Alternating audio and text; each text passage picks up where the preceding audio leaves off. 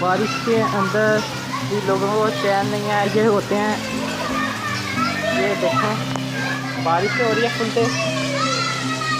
ये बारिश शायद मैं मोबाइल नहीं कर पाऊँगा। ये आप ये देखें, ये बारिश काफ़ी तेज़ हो रही है और ये काइट फ्लाइंग हो रही है, साथ साथ शापर वाली पर ही एंड आई थिंक धागा है और ये धागा पानी की वजह से लटक गया।